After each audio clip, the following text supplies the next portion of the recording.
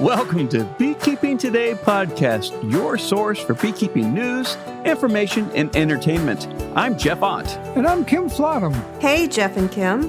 Today's sponsor is Global Patties. They're a family-operated business that manufactures protein supplement patties for honeybees. It's a good time to think about honeybee nutrition.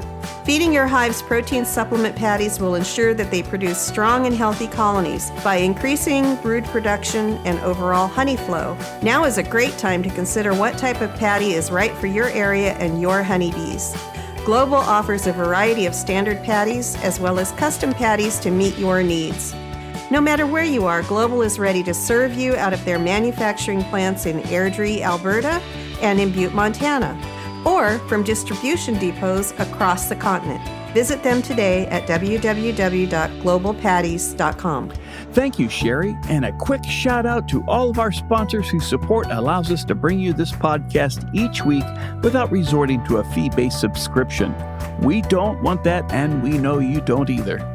Be sure to check out all of our content on our website.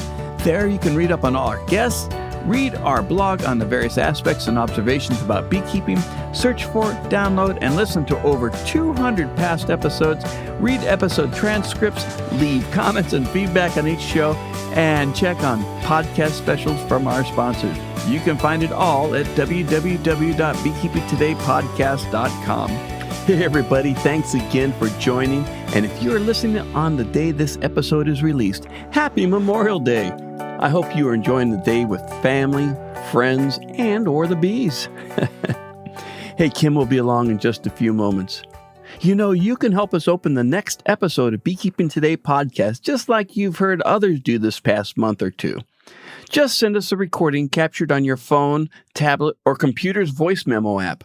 Welcome listeners to the show and include who you are, how many bees you keep, and your greeting. We love it, and we know other listeners love it too. In fact, we'd love to hear from our beekeeping listeners from other parts of the world. We want to hear from you too. Have you ever tasted your honey and thought it's a little bit off, or perhaps a lot off, that the flavor was different or even awful? If you are along the east coast of the United States and even part of the Midwest, check to see if you have the spotted lanternfly in your state or local area. The spotted lanternfly is an invasive leafhopper insect from China that feeds on the saps of trees and especially loves grapes. Today's guest, Dr. Robyn Underwood of Penn State's Lopez-Uribe lab, has researched the spotted lanternfly. If you live in the location of the spotted lanternfly, then what you may be tasting, what your bees may be collecting, is the honey, quote-unquote, created from the sweet honeydew excrement from the spotted lanternfly. Ugh, sounds wonderful, doesn't it? You will want to stay tuned because you may be dealing with this pest very soon. It is already in 13 East Coast states and spreading north, south, and west. As I teased in the last episode, make sure you keep listening to the podcast as we're making a big announcement next week, and that's all I can say. Okay, let's get to our chat with Dr. Robyn Underwood about the sticky subject of the spotted lanternfly. But first, a quick word from our sponsors. This episode is sponsored in part by Blue Sky Bee Supply. Check out blueskybeesupply.com for the best selection of honey containers, caps, lids, and customized honey labels. Enter coupon code PODCAST and receive 10% off an order of honey containers, caps, lids, or customized honey labels. Offer ends December 31st, 2023. Some exclusions apply.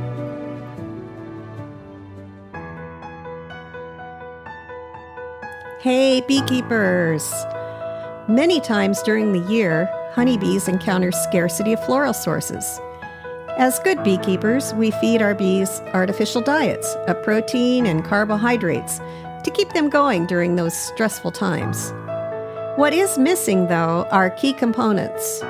The good microbes necessary for a bee to digest the food and convert it into metabolic energy.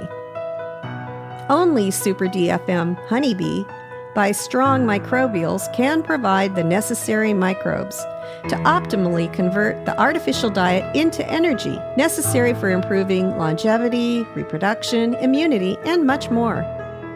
Super DFM honeybee is an all-natural probiotic supplement for your honeybees, Find it at strongmicrobials.com or at fine bee supply stores everywhere.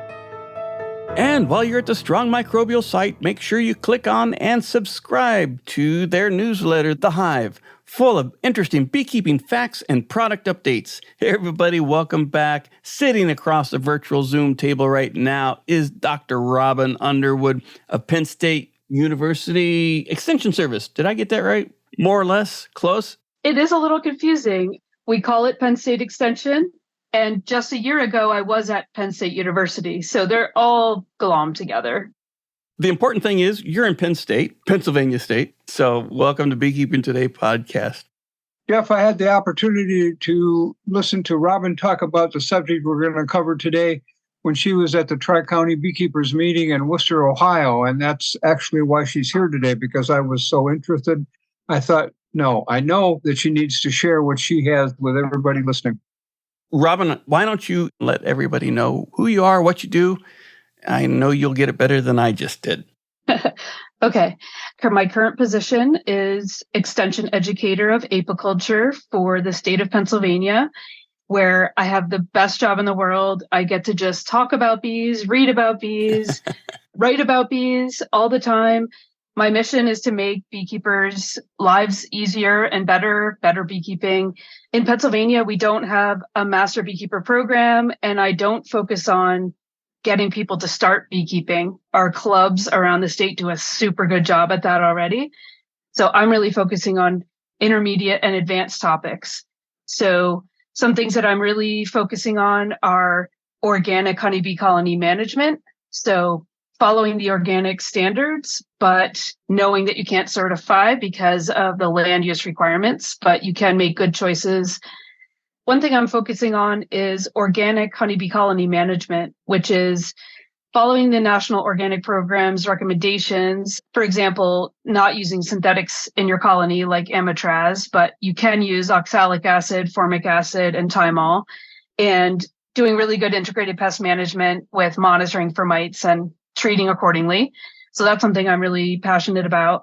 And I have a program going that we call EPIQ, EPIQ, which is education about production and insemination of queens. That's a Northeast SARE project where I'm teaching lots and lots of people how to become queen producers and working on trying to get one person in every state in the Northeast to know how to do instrumental insemination so that in the future, we might be able to have a really nice breeding program as a region. So those are some things I'm excited about.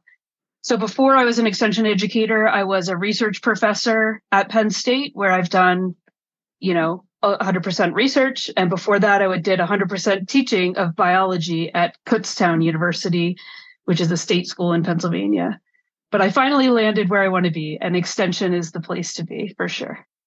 Well, I have to agree with that. I worked extension long enough to know that given the chance, I'd probably go back again. It was, like you said, one of the best jobs in the world. And actually kind of what I've been doing lately has been extension, taking what other people know and giving the information to the people who need it. So I know where you're coming from there. That's a good way to describe it.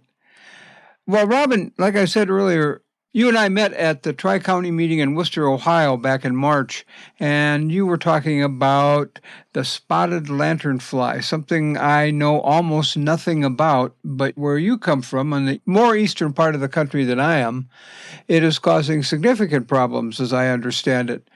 So can you give us an overview of what it is, what it does, and why beekeepers need concern? And then we can go back and look at maybe some things that farmers can do, beekeepers can do, and the problems that are being caused by this ugly little bug.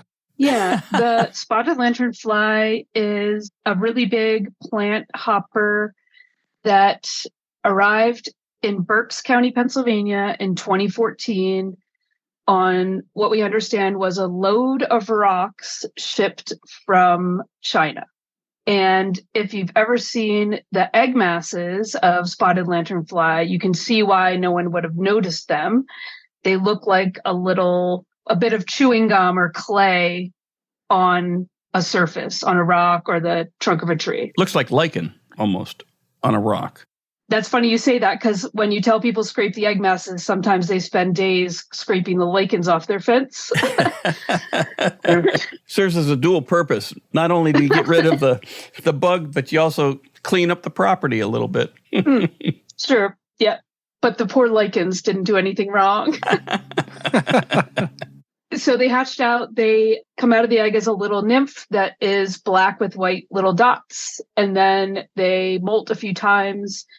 Later on in the nymphal stage, they're red and black and white. And then in the fall, so like the beekeepers fall, like August, they become adults where they're really beautiful. When they fly, they're not very good flyers, but when they open their wings, the underwings are bright red. And when they're full of eggs, the sides of their abdomen is yellow. So they're just very colorful, very beautiful. And all throughout their life, they are plant suckers. So they have a big straw mouth. They poke it into plants and suck out the phloem. So the phloem is the sugar water inside of a plant, right? It's bringing the sugars made by photosynthesis to other parts of the plant. And so they're just phloem feeders drinking sugar syrup. How big are they? An adult is an inch. So your pointer finger, like from your second knuckle to your nail, they're pretty big as adults. Very noticeable. That's what I was wondering. Would you notice it if you saw it crawling on a picnic table or something?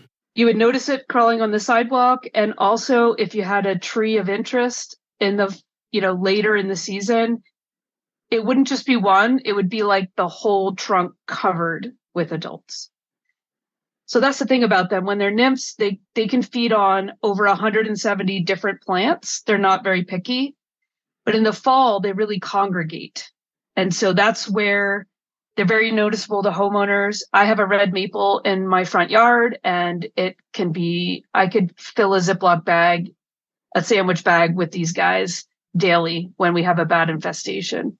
So they're bothersome mostly because if you imagine that your diet was sugar water, really your body doesn't need that much sugar water. What it needs is all these trace minerals. So basically they have to go to the bathroom all day long, just like you would if you were drinking water, right? And so it's that honeydew excrement on everything below them that's a problem.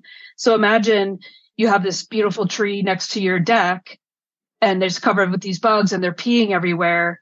Your deck can be slick, and it also then grows mold, just like when you make 1-to-1 syrup for your bees and you let it sit out for a week and it gets moldy. This is doing that, but like on every leaf below, your deck, your car, whatever, ends up growing this black sooty mold. And the trunks of the tree, year after year, like you can tell which ones are popular with the lanternflies, even when they're not there, because there's like this sheen of black. It sounds like we'd just as soon let you keep them out east. If only I could, yeah. I understand they're heading in our direction. Not only the maple tree in your front yard, which is going to be bad enough for homeowners and city parks and city streets and what have you. Are there agricultural crops that they particularly enjoy? Or are there specific city trees or homeowner trees that they like? The crop that they destroy the most is grapes. So it's a major problem for wine industry. When they first came in and became abundant, the wineries around us would see their vines covered in lanternflies, spray, all of them would drop, next day, covered again. So it was just like they couldn't even keep up with that. And, it's not that they're, sucking on the fruits, but they're sucking the phloem out of the plants and excrement on the grapes, and then the grapes grow mold. Or they have a very poor crop because there's no sugar water in the plant, to make nice, juicy, yummy grapes. Do they attack the grapes themselves? Nope. Just the vines? Yeah, just the vines, but the vine can be completely killed. Any other crops that they particularly enjoy?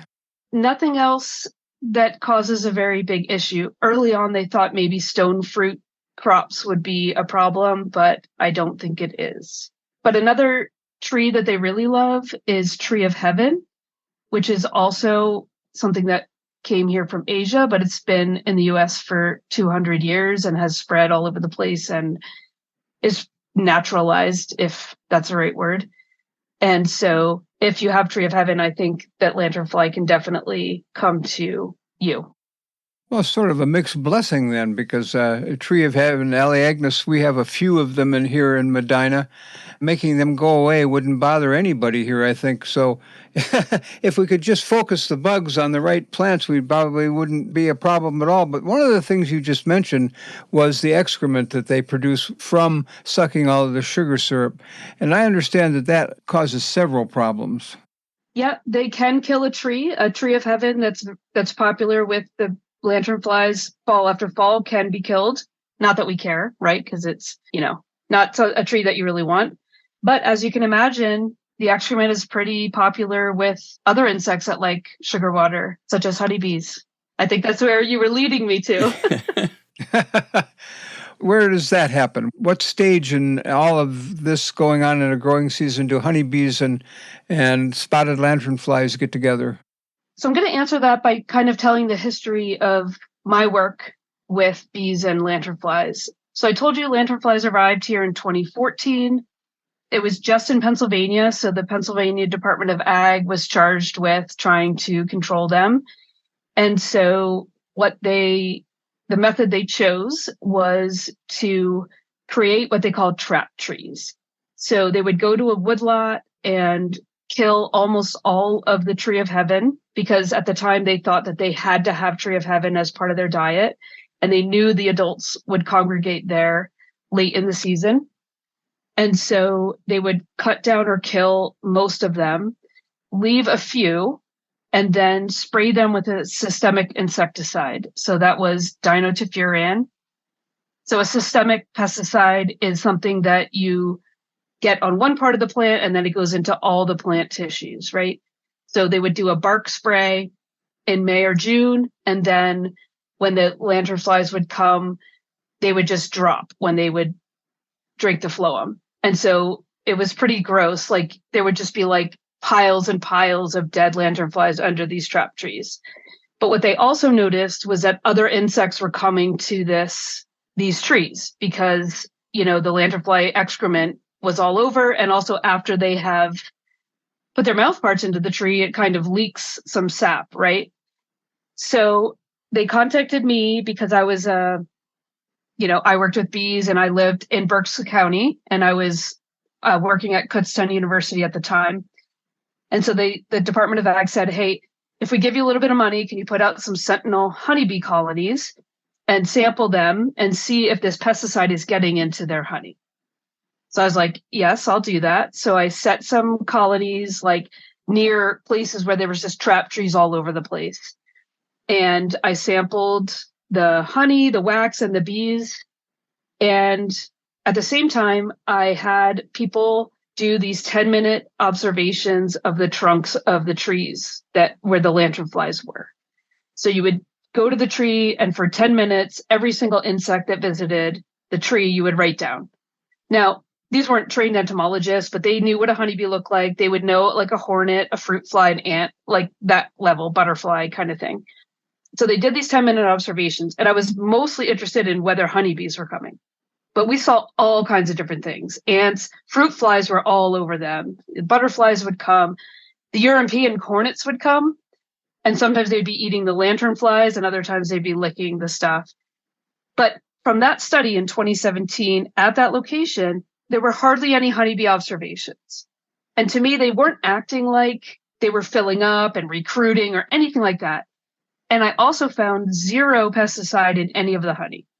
So I actually published a paper, and I truly believed, I'm like, honeybees are never going to go to this stuff. It ferments. It's gross. They don't go to fermented stuff, right? They like fresh sugar syrup. So I published a paper and I moved on. And then in 2019, I had already shifted over to Penn State, and one fall, calls were coming in from everywhere from beekeepers saying, help us. We have this strange honey in our hives, and we don't know what it is. We don't know why it tastes so weird. Help us figure it out. So everybody then pointed to me and said, hey, let's look at this honey. And so I've been researching it ever since. I've done blind taste tests with experienced beekeepers to try to see if they can pinpoint some floral source for this taste of honey. Nobody has ever tasted anything like this. So I collected samples from beekeepers all across the state. I got almost 200 beekeepers to bring. It was lucky because it was the perfect timing. I was like, all right, collect some fall honey and bring it to our state meeting, which is always at the beginning of November. So we got these samples, and so I've been testing them for pesticides, and I do occasionally find small amounts of that dinophthorine. Nothing of concern to bees or people, which is a really good thing. We also are trying to kind of figure out more stuff about this honey, like why does it taste so weird? One thing that I am exploring is, so tree of heaven, the genus is Ailanthus, and it is a really interesting tree. It actually has its own herbicide to like kill off its competitors around it. It's called ailanthone, and ailanthone has a very bitter taste. In fact, it's the reason lanternflies are so colorful, because they sequester this and then they taste bitter. So there's a paper out about how birds spit them out. So we're wondering if that's what's making the honey taste funny. So far, I see no correlation with the taste versus how much ailanthone is in there. So that's kind of disappointing. I was hoping that was the answer. But the timing of the year, the locations that overlap with honey, with lanternflies, and now we've just done some more DNA testing on the honey. We're finding lanternfly DNA. So everything points to this strange honey being the result of lanternflies. This is the excrement that bees are collecting off the trunks of these trees or their host plants. And, well, it sounds kind of like collecting propolis in a way, but also just plant sap, not from flowers. So they're collecting this, now they're bringing it back to the hive. Is it being treated in the hive like honey is? Do they just, take moisture out of it? Yes, they collect the excrement, which is, not that sugary, take it back to the hive, treat it like honey, and it comes in very large quantities. And that occurs when normally in Pennsylvania, we're in a dearth. So the bottom line for beekeepers is if you take your honey off after the honey flow is over, for us, we always say like by 4th of July, the honey flow is over for the spring, summer flow. If you take your honey off, then it won't be contaminated by lanternfly stuff. And the great thing is they feed themselves for the winter. Literally, if there's a year where there's a lot of lanternflies, the beekeeper saves thousands of dollars on feed because they just feed themselves with this stuff. And luckily, they overwinter very well on it. That's a very important thing because honeydew honey is actually really popular and normal in Europe from aphids. And so it's not abnormal to eat honey made from other insect excrement. It's just weird for us in the US. But in Europe, it's my understanding that the ash content of this honey is so high that the beekeeper has to strip the colony of it or they die from dysentery in the winter. Here, they seem to do just fine. So it's actually ends up being a positive. So I haven't found anything about the honey that makes it bad for the bees.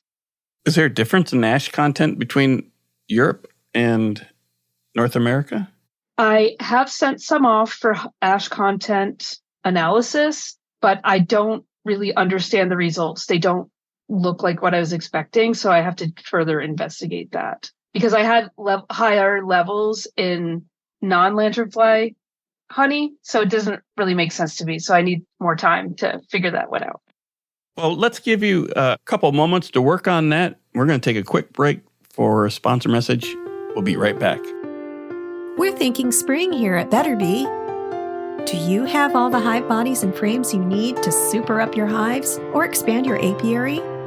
If not, we have you covered with high-quality woodenware made by our sister company, Humble Abodes. Humble uses eastern white pine from the backwoods of Maine to manufacture box joints that are guaranteed to fit together tightly and frame parts that are easily assembled. Give us a call to learn more about any of our products or to ask a beekeeping question. We've got you covered. Shop for wooden boxes and frames at betterbee.com/wood. Well, as much as I would like to think, Robyn, that beekeepers are perfect and they'll never harvest any of this. They'll harvest their honey and let what comes in after that, leave it for the bees and then get rid of it maybe. because of taste or something, but that's the question. What does this stuff taste like? Would I want some? Well, that's up to the person That's a long tasting pause. it, right? So we each have different taste buds and like and dislike different things. I've done many taste tests with audiences, and I feel like it's about 50-50, like it or don't like it. Kim, you tried it. What did you think? Well, I'm one of the 50 that didn't, I have to admit. Given a choice between spotted lanternfly honey and alfalfa honey, I'd pick alfalfa 99 out of 100 times. But I can see where some people would pick this spotted lanternfly honey because it's kind of like, what's a dark, strong honey, like Buckwheat? Buckwheat? Like buckwheat kind of, but not that dark. It wasn't dark, the stuff that you gave me. It was a medium amber. Is what you showed me that you had at that meeting that day pretty much the color of it all of the time? It does appear much darker in a jar. So I like to compare, like it's definitely lighter than buckwheat. Like it's not black. It's like quite brown, like chocolate brown. And then here in the East, I don't know if you have this, the knotweed honey, Japanese knotweed, that's like really, really red. That's very red. So I feel like it's about the darkness of knotweed, but it's brown rather than red. But Kim, I'm with you. I'm in the I don't like it camp as well. Another quick question is when it comes into the hive, when the bees have been out collecting it and they're bringing it in, do you have a feel for the moisture content of it? And then after, do they dry it down? And then what do they dry it down to? And what I'm looking at is potential fermentation here. No, they dry it down even more. So it has less water than our typical honey. I feel like it was only 16%. You could almost eat it with a fork. Yeah. And it crystallizes as well. So Is it quick to crystallize? I mean, it's not like canola or anything. it's not like canola. No. But yeah, and it comes in great quantities. So I think, beekeepers aren't going to want to leave that much space for the bees for the winter. So I think you almost have to take some off, right? So you're inevitably going to get some. But I don't know about you, but I lick my fingers while I'm harvesting honey.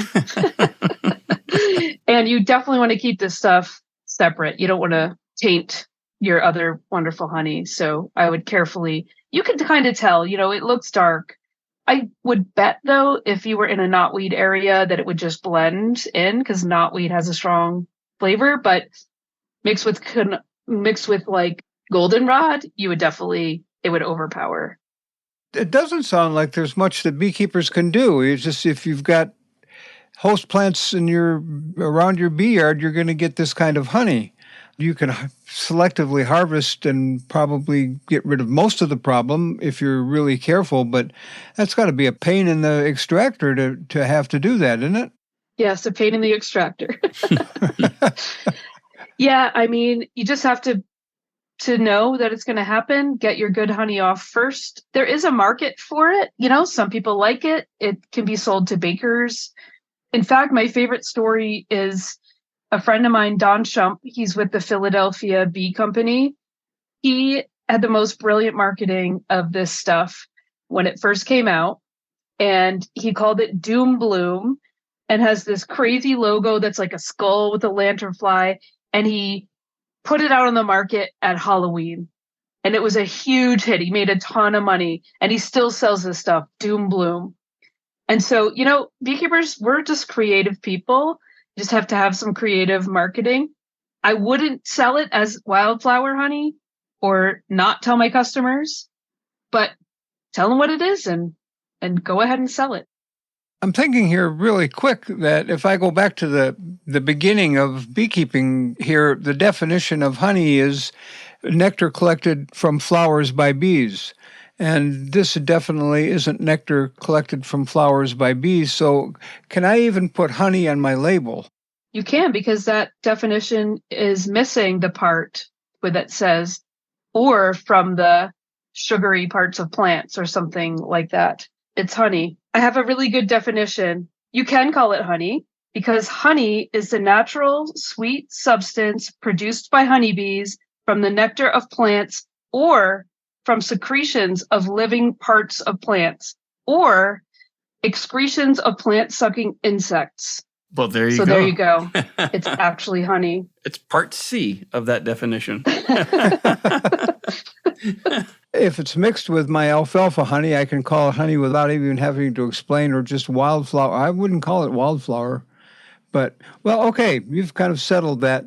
And Jeff, I think probably what we should do is get that definition on the webpage so that people can defend calling this substance at the end of the day honey. What do you think?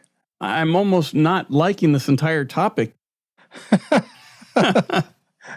I'm stuck at the very beginning.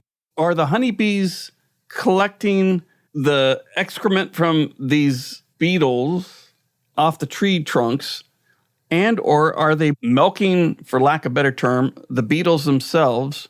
Because if they're bringing in this much tainted honey, it would seem like we would see masses of bees on the tree trunks or with the heads of the beetles in stalks. Yeah, so they're plant hoppers. And yes, there are so many adults excreting so much phloem that they're like peeing on each other and all the leaves below. And you can, look on YouTube for videos of the bees just all over all the surfaces, just lapping it up. And it's like in drops on the bugs themselves because there's just like you need an umbrella. How is it on car finishes? I mean, does it destroy car finishes? There's a thought. I haven't heard of it destroying car finishes, but I do have a vehicle that I purchased that was kept under some trees, and the top is pretty blackish, and I can't get it off. But it's my bee vehicle, so I decided I don't care. Yeah, it just adds color, literally. Do you have a measure of the pH, the acidity of this stuff? Is it close to honey or way far away? Or, I mean, that's just as a quick question. But I don't think I have that measurement. I should get that measurement. Thank you. The other thing that I want to get, and I still haven't, because I'm just not a chemist. I am a honeybee management person. I want to be out in the bee yard. I haven't found someone to do the sugar content for me. Like I want a breakdown of the sugars. So that is to come as well. The other cool thing, so one beekeeper in Philadelphia sent his lanternfly honeydew honey to Poland to a lab where they do the Medicinal Value testing. And he put the report online, and it says that it's more medicinal, more antimicrobial than Manuka honey. So I just sent some samples off myself, and I'm awaiting those results. Like that would be very exciting if we have our own medicinal Manuka Value, lanternfly value, maybe. Well, then you wouldn't care what it tasted like. No. Because it's medicine. It's being beneficial in other areas. Interesting concept. We could slap it on a Band-Aid and put it on your ulcer. I mean, literally. I mean, it just... Exactly. Yeah, I did a report once on the medicinal value of Manuka honey, and that's really exciting. Actually, that's really making lemonade out of lemons in a way, if it really is true. So I don't mean to change the subject, but there's another way that lanternflies affect bees, and that is that beekeepers have to be really careful not to spread lanternflies around. So when lanternflies lay their eggs, it could be on the pallet that you have your bees on. And if you're going to move bees from one place to another, it's really important to know how to recognize those egg masses and not take them to your new bee yard or a new state or something like that. Wow. I'll bet you have some photos of those. Am I right? Yes. We can share those with people so they don't know what they're looking at this later summer, early fall when they're moving them. And I know there's lots of photos of the insect itself all over the web.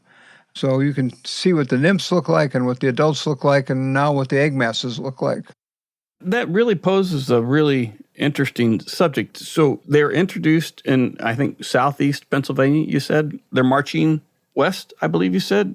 And north and south. North and south, following, I assume, the interstates, essentially, probably. Or no? Are they just following the bloom? Yeah, and the rail lines are pretty bad because a lot of them are just lined with Tree of Heaven, So yeah, the first thing that we saw, other than it traveling like just outward from the center, is straight across to Pittsburgh on the rails. But yeah, the best place to look to see where are lanternflies now is actually the New York State Extension website, or is it? I tell you what, we'll look it up and we'll have it in the show notes. Yeah, so they keep the map current. So every time there's a new spotting or establishment, they add it to the map. So you can see it's as far south as West Virginia. They found it already in Ohio, Indiana, Michigan, and quite far up into New England. So it has not been contained. There's public relations advertisements. If you see them, kill them, whatever. I don't really think it's going to make a difference, to be honest. Like, the cat's out of the bag. Are they deterred by weather at all? Is there a northern limit, a southern limit? I mean, humidity? We had a really cold winter last year and they came through just fine. I'm sure there's some limit, but I don't know what it is. So beekeepers should be on the lookout for spotted lanternfly at all 3 stages, right? And the egg sacs. Not only because, it's just an invasive species and the crop damage that it could potentially cause, but also damage to the honey crop that could happen if you get the mix into your prized orange blossom or your prized wildflower or clover. It sounds like it's not something that would mix well. But the upside is it might be better than Manuka honey. And there's a $10 a bottle increase, even for a 6-ounce bottle of Manuka honey is outrageously ridiculous, but expensive. And the other positive, it's great overwintering food. For the bees, yeah. Yeah, we've got a fairly robust grape industry up here in Northeast Ohio. I'm guessing that they're watching this pretty close. The direction that you're giving is it looks like they've got Medina right in their crosshairs. I think I'll probably have to go look tomorrow to see if I've got them here yet, which I'm hoping I don't. What have we missed about this, Robyn? Yeah, I'd love to hear what people think of the honey when they get their tongues on it.